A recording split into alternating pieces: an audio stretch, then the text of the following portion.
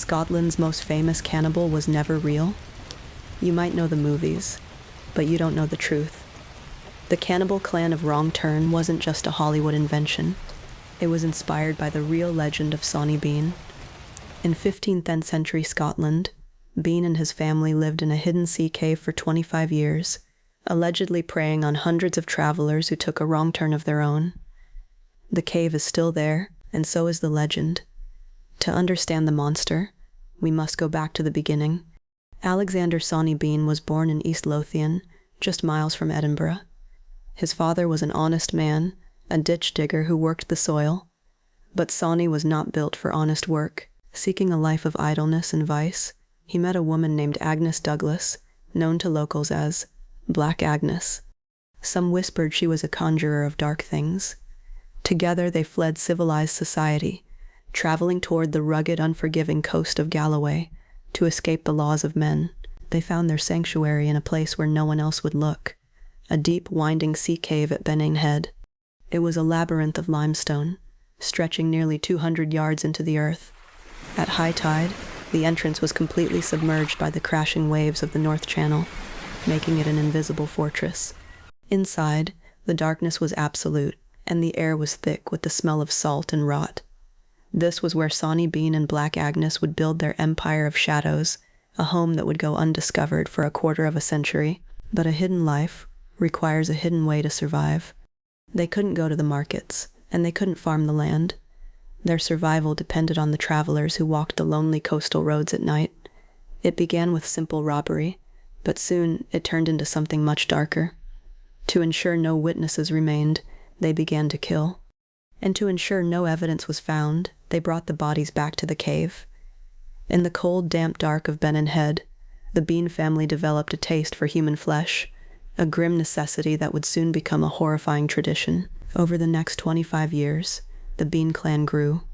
Sawney and Agnes had 8 sons and 6 daughters, who in turn produced 18 grandsons and 14 granddaughters, all born within the confines of the cave. They knew no other life and followed no other law. As the family expanded, so did their need for food. Hundreds of travelers vanished without a trace. Entire search parties were sent out, but they found nothing. No bodies, no tracks, no clues. The locals were gripped by a terror that paralyzed the region. Some blamed witches, others blamed spirits, never imagining that a family of 48 was living right beneath their feet, feasting on the missing. The reign of the Bean clan finally met its match on a dark night in the late 15th century. A man and his wife were riding home from a nearby fair when they were suddenly surrounded by a mob of wild, filth-covered figures. The attackers dragged the woman from her horse and killed her instantly. But her husband was a soldier, and he fought back with a ferocity the clan hadn't expected. He drew his sword and held them off, just as another group of travelers appeared on the road. For the first time in 25 years, the Bean family fled, and for the first time, there was a witness to tell the tale. Word of the ambush reached King James VI of Scotland. The stories of a cannibal clan living in the cliffs of Galloway were so horrifying that the king himself decided to lead the hunt. He set out with an army of 400 men and a pack of bloodhounds. For days, they searched the rugged coastline, finding nothing but salt and stone. But the dogs knew better. As they passed a narrow opening near the water's edge, the hounds began to howl and tear at the earth. The king ordered his men into the dark, and what they found inside was a nightmare made flesh, heaps of clothing, piles of stolen gold, and the grisly remains of hundreds of victims. The entire Bean clan, Sawney, Agnes, and their 46 children and grandchildren, were captured and brought to Edinburgh in chains. The people of Scotland, once paralyzed by fear, now demanded blood. There was no trial for such monsters. Their crimes were considered beyond the reach of the law. The execution was as brutal as their lives had been. The men were dismembered and left to bleed to death, while the women and children were forced to watch before being burned alive. As the flames rose, it is said that Sawney Bean's final words were a curse on the land that had birthed him. But how much of the Sawney Bean legend is true? Historians have searched for centuries, yet no contemporary records from the 15th or 16th centuries mention the clan, the cave, or the mass execution. The first written accounts didn't appear until the 18th century, in the sensationalist Newgate calendars of London. Some believe the story was anti-Scottish propaganda, designed to paint the Highlanders as godless savages. Others argue that while the details may be exaggerated, the legend is rooted in the very real, very desperate famines that once plagued the Scottish coast. Whether man or myth, Sawney Bean remains a symbol of our deepest, most primal fears. From the dark caves of Benane Head to the flickering screens of modern cinemas, the shadow of Sawney Bean continues to grow. He is the archetype of the other, the monster hiding just out of sight, waiting for us to take a wrong turn. The movies may change, but the legend remains, reminding us that sometimes the most terrifying stories are the ones that might just be true. Whether Sawney Bean existed or not, the legend tells us something important.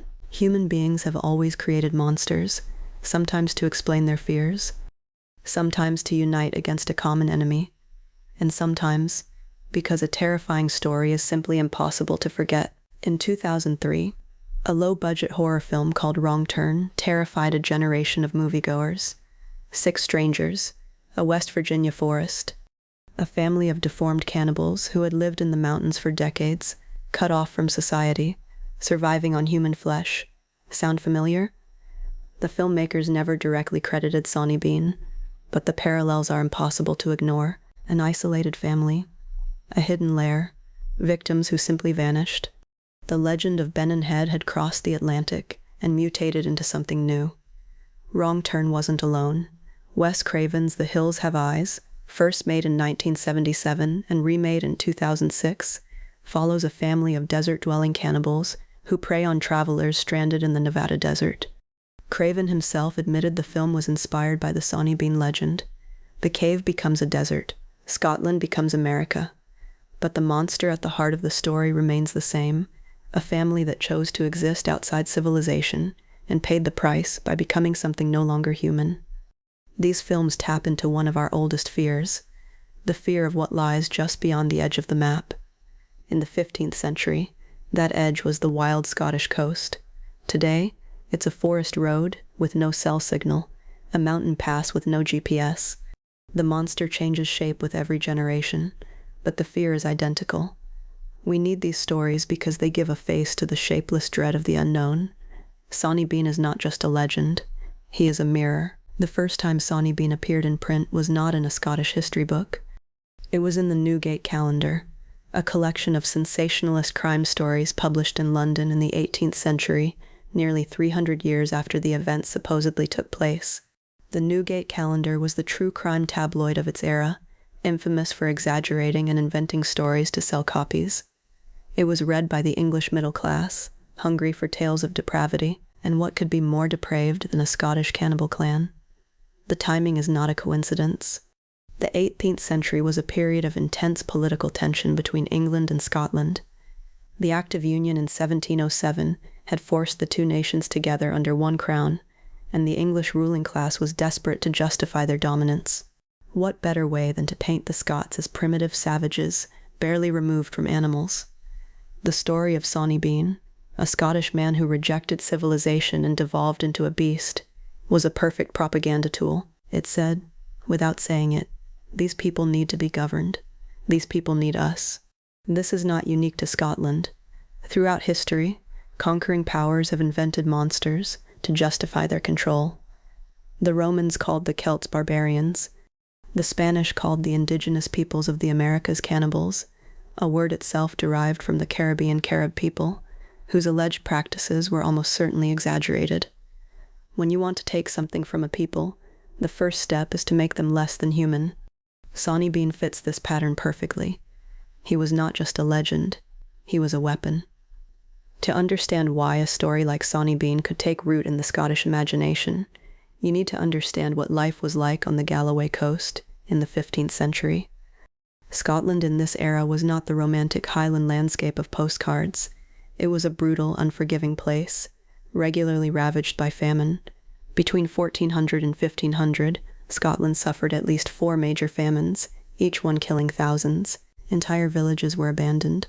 Livestock died in the fields. People ate bark, roots, and leather. In the worst years, the unthinkable became thinkable. Cannibalism during famine is not a myth. It is documented across human history, from the siege of Jerusalem in 70 AD to the Irish famine of the 1840s to the Donner Party in 1846. In medieval Europe, accusations of cannibalism were used to explain the disappearance of people during times of desperate hunger. When travelers vanished on the Galloway coast, as they certainly did, given the dangers of medieval roads, the local population needed an explanation. A cannibal family hiding in a cave was, in a perverse way, a more comforting answer than the truth, that the world was simply dangerous, and people simply died. There is a deep human need to give evil a face. Abstract danger, famine, disease, the random cruelty of nature is psychologically unbearable. But a monster with a name, a lair, and a story, that can be hunted. That can be defeated. The legend of Sawney Bean may have emerged as a way for communities to process the trauma of famine and disappearance. By creating a monster responsible for all their losses, they gave themselves something they desperately needed, an enemy they could imagine destroying. Vennon Head sits on the Ayrshire coast of southwest Scotland, about 60 miles south of Glasgow. Today, it is a quiet stretch of rugged coastline, popular with walkers and birdwatchers, but the limestone cliffs still hold their secrets. There are sea caves along this stretch of coast, some of them deep enough to hide a family, some of them accessible only at low tide. Local guides will point you toward what they call Sawney Bean's Cave, a long, winding tunnel in the rock face, dark even in summer, smelling of salt and damp stone. The road that runs along the Galloway coast, the road where travelers once vanished, is the A77. It is a modern highway now, fast and well lit, but pull off at Vennon Head and walk down to the shore, and the modernity falls away quickly. The cliffs are sheer, the sea is loud, the caves are dark. Standing at the entrance to the largest cave, it is not difficult to imagine why this place gave birth to a legend. It is the kind of place that feels watched, the kind of place where the hair on the back of your neck rises for no reason you can name. Whether or not Sawney Bean ever lived, the landscape of Vennon Head is real, and it is haunting. The cave is real. The tides that would have hidden its entrance twice a day are real. The isolation is real. And that, perhaps, is the final truth of the legend. You don't need a cannibal clan to make a place terrifying. Sometimes the land itself is enough. Sometimes the darkness at the back of the cave is all the monster you need. We have been asking the wrong question. For centuries, historians have argued about whether Sawney Bean was real. But that is not the interesting question. The interesting question is, why did people need him to be real? Every society in every era has its monsters. They are not accidents. They are not simply the products of overactive imaginations. They serve a function. They do a job. And to understand what job Sawney Bean was doing, we need to understand the society that created him. 15th century Scotland was a society held together by rigid social bonds: family, clan, church, and king. These were the pillars of order. To reject them, as Sawney Bean supposedly did, was not just a crime. It was an act of cosmic defiance. Bean didn't just break the law. He broke the social contract entirely. He took his family outside the boundaries of civilization and built something monstrous in its place. In doing so, he became the ultimate warning. This is what happens when you abandon the community. This is what you become, that there is a darker reading. Sawney Bean did not come from outside Scotland. He was born there. He spoke the language, knew the roads, understood the customs. He was one of them. And that, psychologically, is far more terrifying than any foreign monster. The legend of Sawney Bean whispers something deeply unsettling. The monster is not out there. The monster is one of us. It is the neighbor who smiles too little, the stranger at the edge of the village, the man who one day simply disappears. This is why the legend has such staying power. It does not ask us to fear the unknown. It asks us to fear the familiar. Notice, too, how the legend handles the execution. It is not just Sawney Bean who is killed. It is his entire family, his children, his grandchildren, people who were born into the cave and knew no other life. They are killed without trial, without mercy, without any examination of individual guilt. The community does not distinguish between the architect of evil and its victims. This tells us something important about how societies process moral panic. When fear reaches a certain pitch, nuance disappears. The monster and everything connected to it must be destroyed. We see this pattern again and again throughout history, and it never ends well. And yet, here we are, 500 years later, still telling the story, still making the movies, still searching for the cave. Why? Because the fears that Sawney Bean represents have not gone away. The fear of the outsider, the fear of the darkness beyond the firelight, the fear that civilization is thinner than we think, that it takes only one generation of isolation for the human animal to become something unrecognizable. In an age of social fragmentation, of communities pulling apart, of people disappearing into ideological caves of their own making, the legend of Sawney Bean feels less like history and more like prophecy. After the Newgate calendar brought Sawney Bean to the English reading public, the legend took on a life of its own. Throughout the 18th and 19th centuries, chapbooks, cheap, popular pamphlets, spread the story across Britain and eventually to America. Each retelling added new details, new horrors, new victims. The family grew larger, the cave grew deeper, the number of victims climbed from dozens to hundreds to over 1,000. This is how oral legends work. Each generation amplifies the horror because the original story, however shocking, must compete with everything that came before it. By the Victorian era, Sawney Bean had become a fixture of Gothic literature. The Victorians were obsessed with the idea of the degenerate, the human being who had slipped backward down the evolutionary ladder into something bestial. Bean fit this template perfectly. He appeared in penny dreadfuls, in theatrical melodramas, and in the dark corners of Gothic novels. Writers used him to explore questions that polite society refused to ask. How thin is the line between civilization and savagery? What does hunger do to the human soul? How far would you go to survive? The legend has also inspired musicians, painters, and visual artists across the centuries. Scottish folk songs reference the cave at Benane Head. Heavy metal bands have written concept albums about the clan. Artists have depicted the cave in everything from watercolor to digital illustration. There is something about the visual image of Sawney Bean, the wild hair, the dark cave, the firelight, that speaks directly to the part of the human brain that processes primal fear. It is an image as old as the first campfire, when our ancestors huddled in the light and imagined what waited in the dark. Today, Sawney Bean is good for business. The town of Ballantrae, near Benane Head, leans into the legend with local tours, pub names, and souvenirs. Every year, thousands of tourists make the pilgrimage to the Ayrshire coast, hoping to find the cave. Some claim to have found it. Others come back with nothing but photographs of empty rock and crashing waves. The Scottish Tourist Board has been careful not to officially endorse the legend. After all, there is no historical evidence for it, but they have also been careful not to deny it. A good monster is worth more than the truth. In the internet era, the legend of Sawney Bean has found its largest audience yet. True crime podcasts, YouTube documentaries, Reddit threads, and TikTok videos have introduced the story to millions of people who had never heard of Galloway or the Ayrshire coast. The story spreads because it is perfectly engineered for the digital age. It is short enough to summarize in 60 seconds, shocking enough to stop the scroll, and ambiguous enough to generate endless debate. Was he real? Was he a myth? Was he propaganda?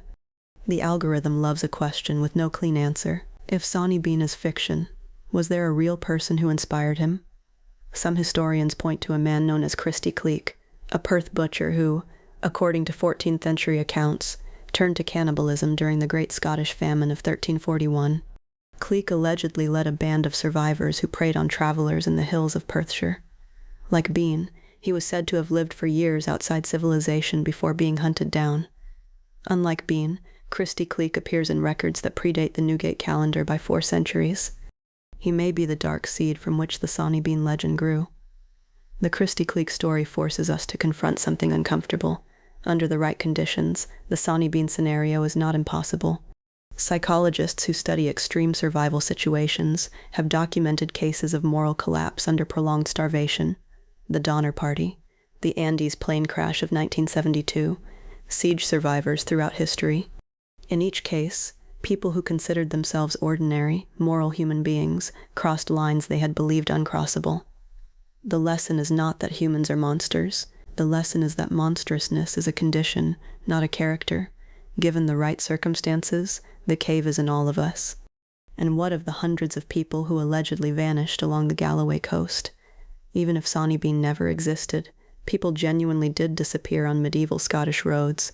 Bandits were real. Wolves were real. Famine-driven violence was real. The roads of 15th century Scotland were genuinely dangerous, and travelers genuinely vanished without explanation. The legend of Sawney Bean may have served as a collective explanation for a very real pattern of loss, a story that gave shape and meaning to a chaos that was otherwise incomprehensible. Sawney Bean was not Scotland's only monster. The country has a rich tradition of dark folklore: the Kelpie, a shape-shifting water horse that drowned travelers; the Beannig, a washerwoman who appeared at rivers to foretell death; the Blue Men of the Minch, who capsized boats in the strait between Scotland and the Outer Hebrides. These creatures all share a common thread. They haunt the wild places, the edges of the map, the spaces between settlements where the law of men did not reach. Sawney Bean belongs to this tradition. He is the human face of Scotland's dark geography. Why did people need Sawney Bean? Whether Sawney Bean existed or not, the legend tells us something important. Human beings have always created monsters, sometimes to explain their fears, sometimes to unite against a common enemy, and sometimes because a terrifying story is simply impossible to forget. Every legend begins with a story. Every monster begins with a human. This was the Dark Archive.